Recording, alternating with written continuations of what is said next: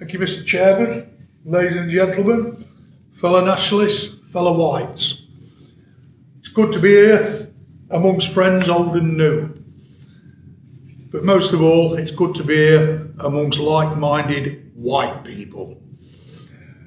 Just to echo a few things that Chris said, I won't say I'm fighting fit yet, I've got a long way to go. And I'd like to thank everybody that messaged me when I was in hospital for 9 weeks.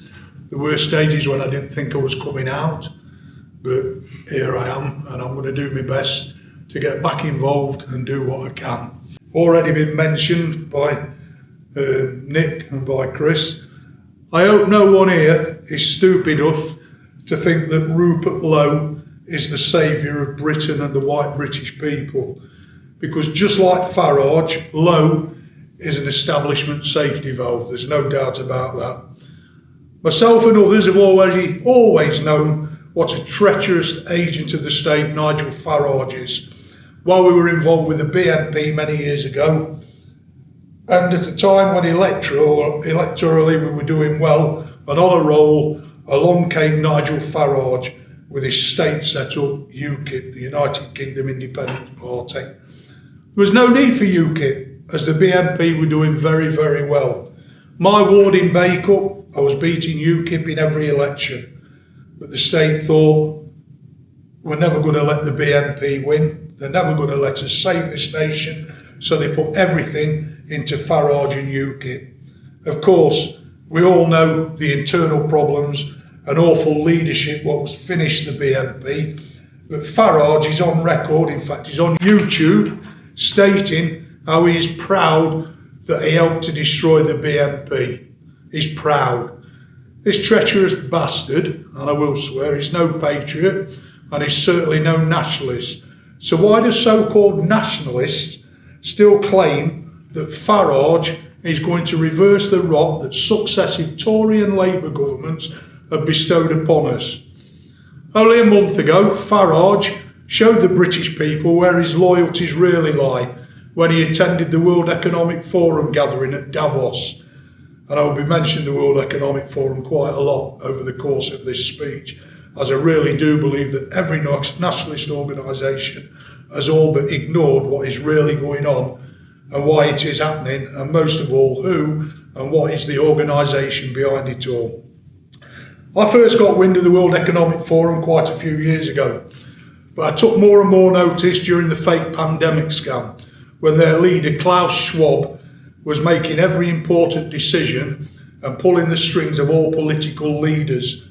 And he's on YouTube saying how the World Economic Forum controls the governments and the cabinets and the shadow cabinets of the world.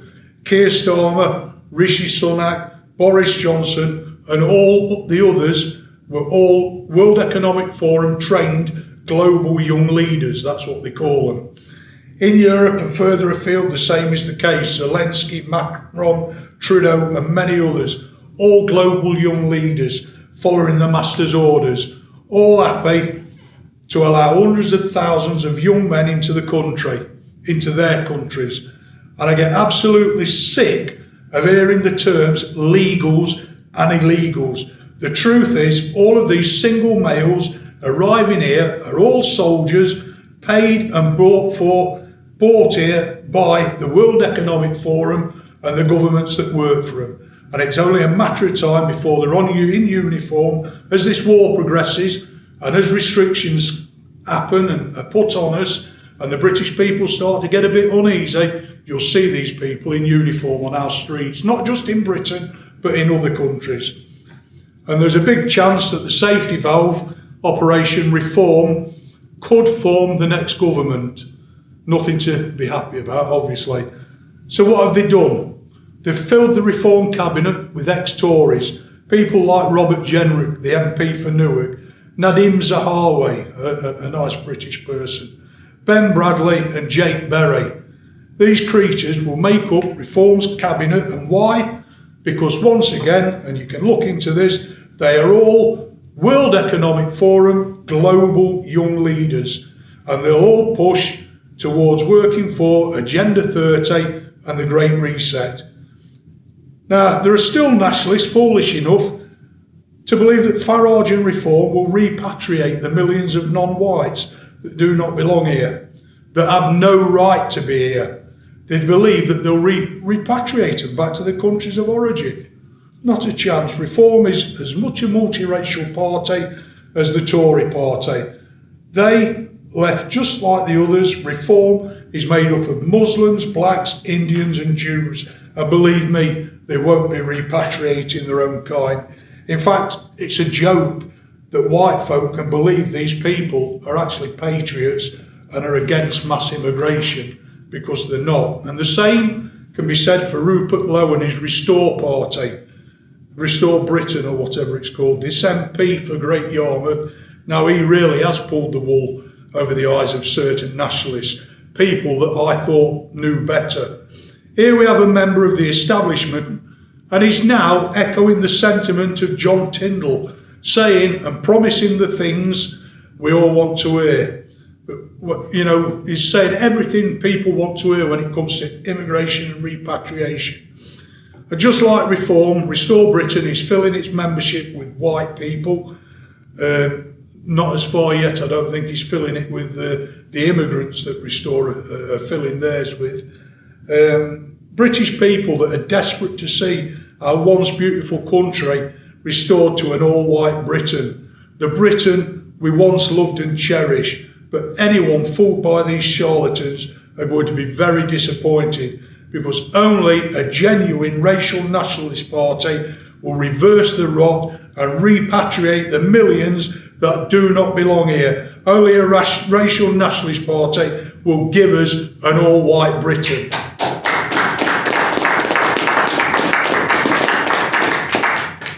Nigel Farage and Rupert Lowe are patsies. They know the majority of British people are anti-Islam, but both of them, the one race they will never criticise, the one race of people you'll never hear them criticise, are the Jews.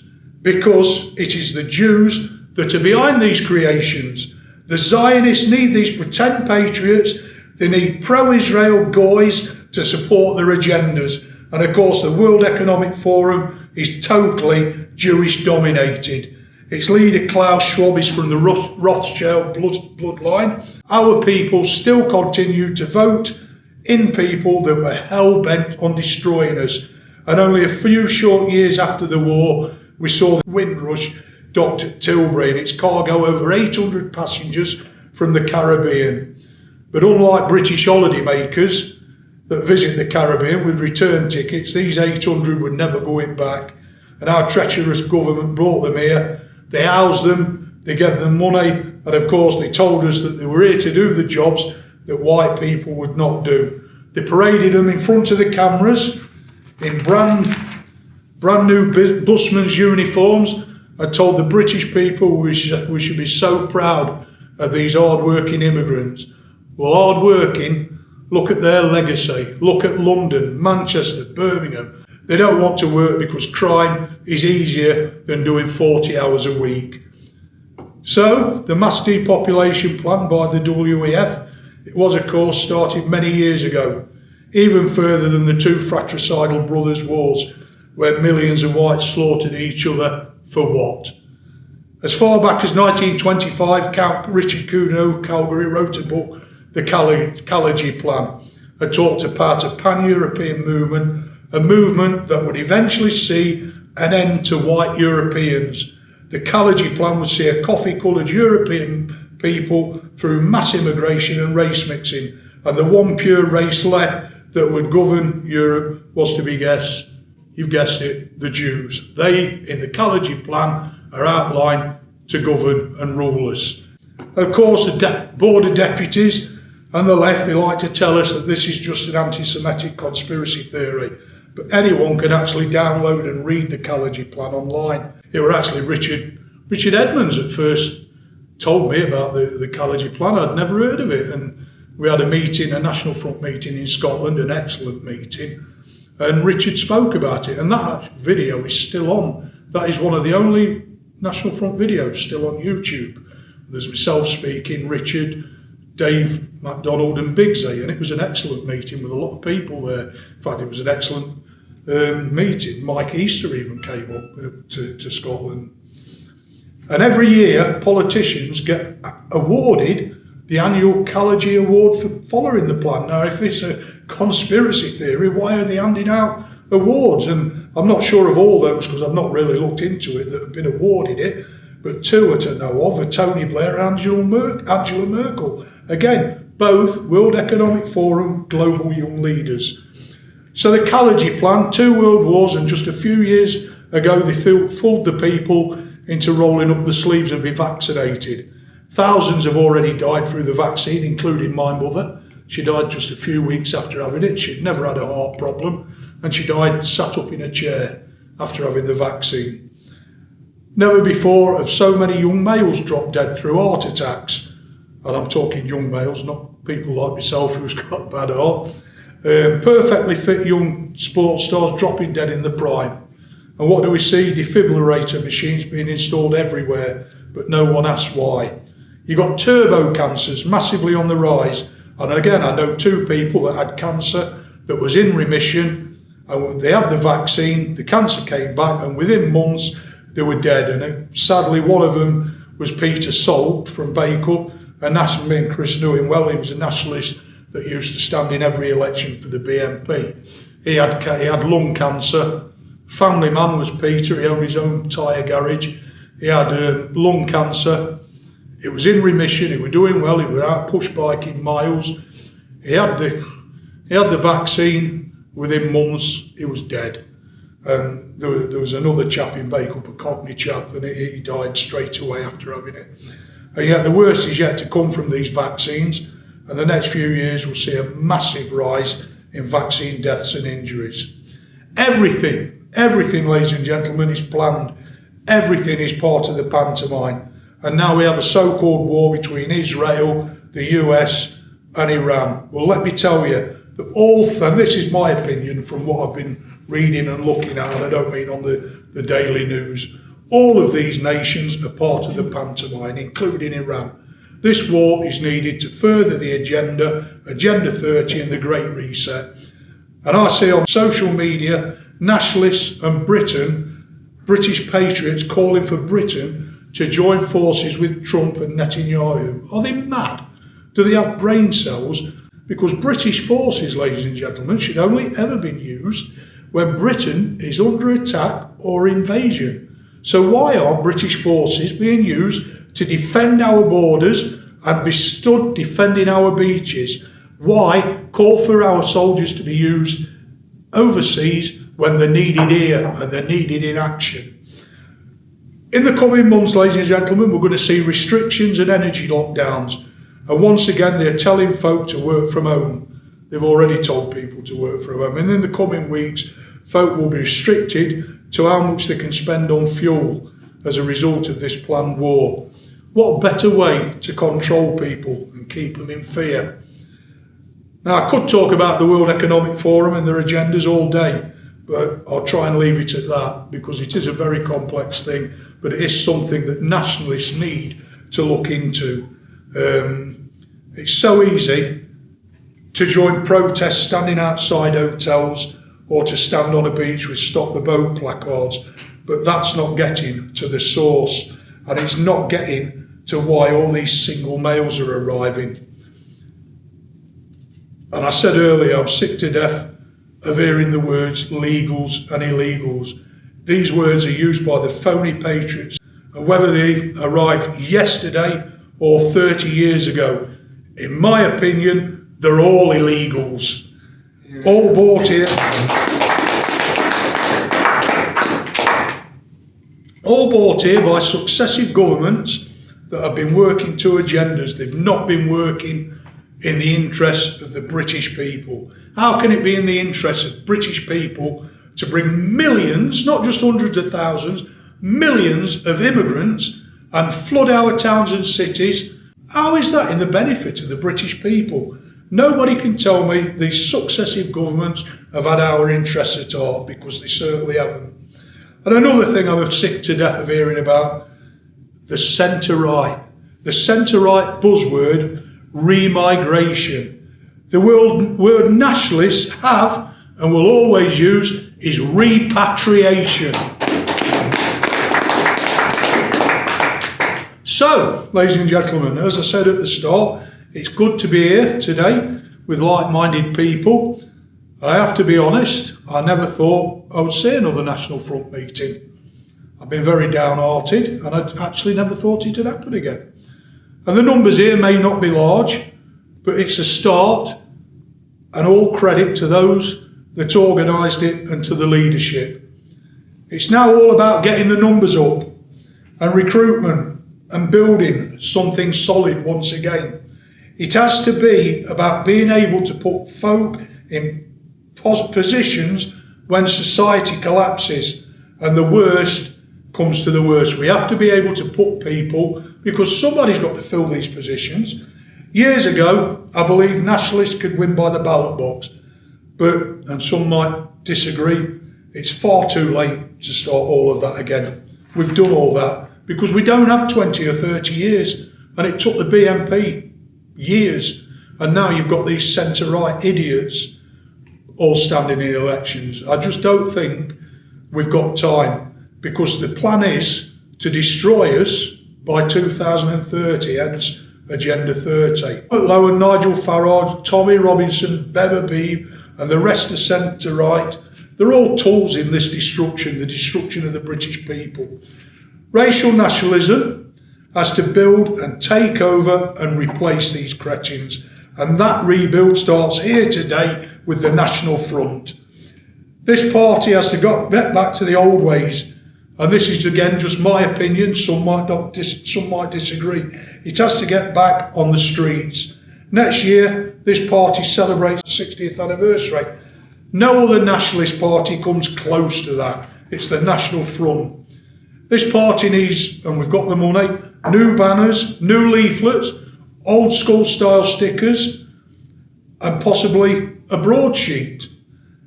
We have never faltered in our beliefs. We have never weakened our policies. And again, we also, and it can be a hindrance, but we have social media. And for all its faults, it can still gain us publicity. We have to make nationalism exciting again. We have to start here today, and let's build on from this meeting. Many of us have children and grandchildren, and they deserve a safe, white future. Let's recruit, let's organise, let us get active again, and together, united as one, we can take back this country, and we can win.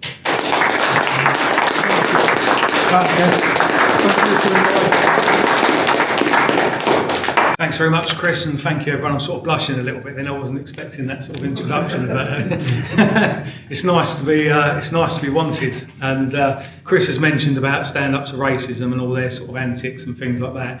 And they've actually got something going on today, which in one respect is a good thing because they're less likely to bother us with what we've going on. But it would have been nice to pop along and see them today.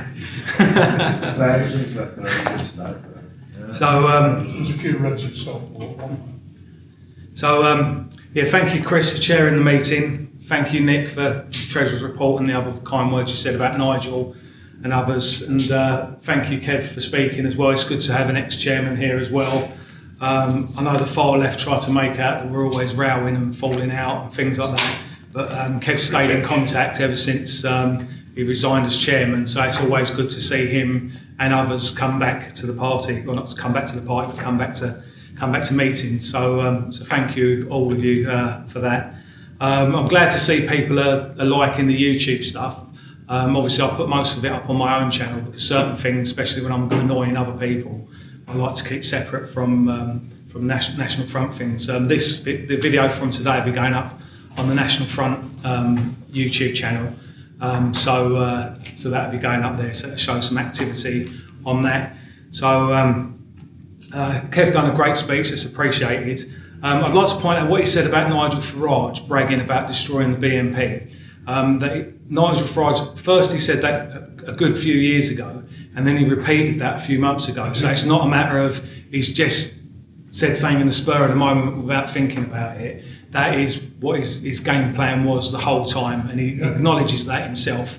I'm not saying, and Kev hasn't said anything that he wouldn't, other than being state, that he wouldn't agree with himself. So So that's completely accurate. Today I'm going to keep it relatively short. I'm not really one for doing big speeches. I'll sooner just have a conversation with people. So when I get to the end of it, if anyone's got any questions, they're welcome to ask and that. But two big topics right now are reparations and repatriation. Blacks are demanding vast compensation for perceived wrongs of centuries ago. In reality, Africans were enslaved by other Africans and sold to Europeans who provided them with a far better life in America and the Caribbean than they could have expected in Africa. A better life than they would have had in Africa, where they would have most likely been worked to death and had no descendants to complain. A better life than they would have had they been sold to Arabs, castrated with less than 40% survival rate, and again would have no descendants to seek compensation. And a better life than many Brits had at that time, being press-ganged into the Navy, where they would have to climb the rigging during battles and storms, or be below decks, being impaled by splinters of wood from cannonball impacts and choked by gun smoke, having to work down mines, children having to go up chimneys and run in and out spinning jennies. Whites were also working on plantations in worse conditions than the blacks, because the whites were indentured labour for 7 years and a lot less long-term value than the black slaves to the plantation owners. There is now an all-party parliamentary group for African reparations, chaired by Labour MP Bell Ribeiro Addy, MP for Clapham and Brixton Hill, a constituency with a large immigrant population. The group are calling for a starting point of £20 billion to start negotiating with the British government. That's a 2 with 10 zeros after it. Some campaign groups are calling for 1,000 times that, £20 trillion or 20 million pounds. When people say most blacks are okay, it's only a minority that give the rest a bad name. This is untrue. While most blacks don't go out mugging, they will vote in the interest of their own race, and given the chance, will vote for free money. Elected politicians like Bell Ribeiro Addy, Diane Abbott, Bernie Grant, who fortunately has passed, and others don't get elected in spite of being anti-British interlopers. They are elected because they are anti-British interlopers. Yeah. Statements made by Diane Abbott supporting the provisional IRA or accusing white people of divide and rule have done her popularity no harm. What are their arguments for reparations and who would be liable? Under the Geneva Convention, collective punishment is strictly prohibited, so no one can be punished for supposed crimes that they were not involved in. The transatlantic slave trade ended almost 200 years ago, so no one, African or European, involved in it is alive today to face trial or punishment, unlike the perpetrators of the Gulf War and those who protected the grooming gangs. They claim that the British people have benefited from the proceeds of the slave trade. But if that is true, blacks in the Caribbean and Americas have benefited more by being saved from Africa, the Royal Navy waging war against slave traders in the Atlantic, the money spent developing the Caribbean, and foreign aid since Caribbean countries gained their supposed independence. Who are the victims who deserve compensation? All the slaves have since died, as have their children and grandchildren, so there are no living victims of British slavery. Most of them wouldn't have been victims anyway, having been rescued from worse conditions in Africa. Present-day blacks here, in the Caribbean and in Africa, claim to be victims of what they call the legacy of slavery. But in reality, they have benefited. The ones in Africa have benefited from the money paid for slaves and have received hundreds of billions of pounds in foreign aid over the years. And the ones in America, the Caribbean, and now unfortunately Britain, have had far better opportunities than they would have had they been left in Africa. Due to DEI hires and the Race Act, the ones in Britain have better opportunities than Indigenous Brits. So if anyone alive is to be considered victims, it's the Indigenous British people. And if anyone is owed reparations, it's us. But when it comes down to it, it doesn't really matter if they deserve reparations or not. They've been encouraged by liberal elites to blame white people for all their problems. And no sensible argument will quell their pursuit of free money. Once they make up a large enough proportion of the electorate, they will simply vote to give themselves ridiculous amounts of money under the guise of reparation. Simply stopping immigration isn't enough. There's enough of them here already to outbreed us, and the same result will happen, just take a little bit longer. The United Nations just the other day had a vote on a resolution recognising the transatlantic slave trade as the gravest crime against humanity. I don't know what kind of crimes they were comparing it to, but I'm sure the communists did worse. That vote passed with the UK abstaining. The only way to stop reparations is repatriation. The naysayers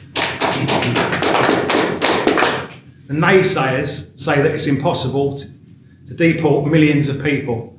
Nigel Farage says it can't be done. Well, it wasn't impossible to import millions of people, and they wouldn't all need to be deported. Under the right conditions, they'll deport themselves.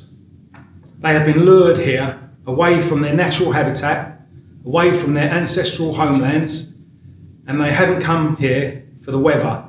They hadn't come here for British culture. And they definitely didn't come here to rebuild Britain after the war or to help the NHS. They came here for easy money and an easy life. Once we scrap the Race Act and DEI hires, so they no longer get preferential treatment, once we tell the police to scrap the McPherson report and deal with black criminals without the fear of being called racist, once all charities acting against British interests are shut down, once it's made a criminal offence to give money to someone with no legal right to work here in the same way it's already illegal to employ them, they'll stop coming and start going. When Britain becomes the worst place to deal drugs, the worst place in the world to mug people, or to play the race card, they'll be queuing up to leave. Perhaps the people smugglers might turn around their operations and be charging them to leave.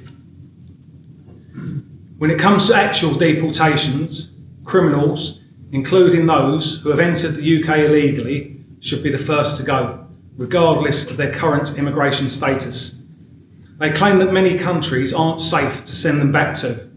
The same people that claim Jamaica isn't a safe place to deport violent criminals to, then go on to celebrate Jamaican Independence Day. I'd like to celebrate Jamaican Independence Day, and I will, once they've all gone back and we've stopped subsidising them with foreign aid. Any that are from countries that are genuinely unsafe should go to countries that are financially and culturally similar to where they come from. It's claimed that if we deport all immigrants, the NHS will fall apart. Only if we deported all the doctors and nurses first. In reality, the ones who are utterly useless will be deported first. The more capable NHS migrants will be moved onto temporary work visas and then eventually leave once patient numbers fall. I heard somebody talking on YouTube the other day, one of the Tommy Robinson lot, I won't mention him by name, but he claimed that if somebody did something similar to that all the doctors and that would just go once they realised they weren't welcome and they'd be going eventually. But in reality, they own houses, they'd still be getting paid good money. We could probably even offer them an opportunity to get a tax rebate once they go. But there'd be no rush to go. They wouldn't go until near the last minute. At a protest several weeks ago, one of the few far-left protesters willing to engage in civilised debate informed me that the NHS needs immigrants because they are willing to work for less money than British people. The left and the unions have always claimed to represent the working class, chanting class traitors at decent people concerned and protesting against immigration, grooming gangs and the EU. That claim is in tatters. They claim to stand on the shoulders of giants, parasites clinging to the necks of giants and slowly killing their hosts more like. Once we've encouraged all the new immigrants to go, the focus will shift to those who were born here. Some say they are as British as we are. Tommy Robinson says we're lucky to have them. But in reality, they are not British, as we are, and we are not lucky to have them. They all know where their ancestral homelands are. Many of them support their real homelands at various sports and don't consider themselves British. Yesterday, there was a football match involving what's commonly referred to as the England football team. Obviously, a lot of them aren't British. I didn't watch it myself. I saw a post by a friend on Facebook today, and apparently they weren't singing the national anthem. I'm not surprised. The last time I watched them, which was a good few years ago, they weren't singing the national anthem. Two of the players, actually two of the white players, have previously represented the Republic of Ireland at youth level, and one of them got caught singing IRA songs. So they sing IRA songs but won't sing the national anthem. Absolutely, and these are the people we're meant to celebrate. These are the people that we're meant to embrace immigration because they're there representing us not very well for a lot of money. We're the only ones expected to consider them British. And back to what I was saying earlier, they are the ones that will be voting to give themselves reparations. Unfortunately, we are likely to need to pay them to go. We shouldn't have to. They have no moral right to any money. But unfortunately, in order to get elected and in order to prevent civil war once elected, we will probably have to pay them something. How much money would need to be established, but it would be a significant amount of money in their own countries, but a lot less than the cost of keeping them here and a lot less than paying them reparations. I apologise for putting that in there. I don't like that, but unfortunately to me that's the way it looks like it's going. The choice we need to put to the voting public is reparations or repatriation. There is no middle ground. You sit on the fence and you'll get a nasty splinter. They can either vote National Front and repatriation, or the established parties, including Reform and Restore, and end up paying reparations. Next year, as mentioned by several of the previous speakers, it will be the 60th anniversary of the National Front. 60 years that the National Front has been telling the truth, and all our opposition has ever been able to offer is lies, censorship and violence. Thank you very much, everyone. Has anyone got any questions either about the speech first? On the thing of reparations and all that lot, Yeah. what about, surely the blacks in South Africa now should demand reparations off the current government because they was financially better off, healthcare better off under white apartheid ruled South Africa. I would have thought so, yeah, both the whites and the blacks and the So Asians it's there as all well, just gone yeah. to rubbish Yeah. since they got in. So And to me, that's a very good point, Max. To me, that seems to be one of the biggest things about what I call communism, whether you call it outright communism or just something towards communism. But the fact that it's a dogma, and to many people in Britain, I've seen a lot of videos with Nick Lowes. I probably watched too many than I should. But he talks about his time campaigning against apartheid, and he's still proud of it. Most of the people that campaigned against apartheid are still proud of it. It's absolutely destroyed South Africa, but they can't see that. The way they see it is it's more equal. Although it hasn't risen anybody's standards up, because it's dragged other people down to the lowest level, one thing we can agree on with them is that it is more equal there now, but it's equal at the lowest common denominator. They've absolutely trashed the country, and they can't even see that now, looking back at it with all the evidence. They say hindsight's the best vision in the world, but they can't even see it with hindsight. And any country, whether that's Britain, whether that's another country, that embraces communism, exactly the same thing will happen. It'll be more equal, but everyone will be worse off. And they've absolutely destroyed South Africa. Back in the times of apartheid, a lot of blacks were entering South Africa, both legally and illegally, and leaving black-run countries. You would have thought if apartheid was as bad as people tell us, that there'd be people with machine guns trying to keep them in or something. But obviously it wasn't, and now they're wanting to leave now. Also, there's a lot of people here in Britain that are both black and white that came from South Africa under apartheid, and they fled because they were campaigning against apartheid, probably involved in terrorism, a lot of them. But whether they were involved in terrorism or legitimate campaigning, they left because of apartheid, how terrible it supposedly was. How many of them have gone back? I don't think it's too many. I don't think it's too. Like all these countries at war, where they come over here, it's really terrible. My country's at war. Okay, you can understand to a certain degree that they'd want to get out if there's a war. But then once it's over, do they want to go back? They want to stay here for the money.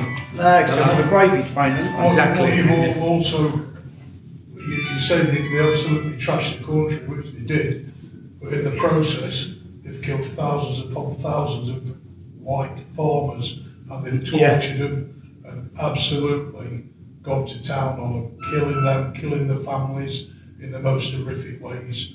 These people are just animals, and they'll never change. And on the subject of the slave trade, Tony, it would be good to mention who actually owned all the shipping lines. Yeah. Because they weren't white English people, they were Jews. Yeah. They owned nearly every single shipping line. And in America, it was wealthy Jews that actually were the slave owners.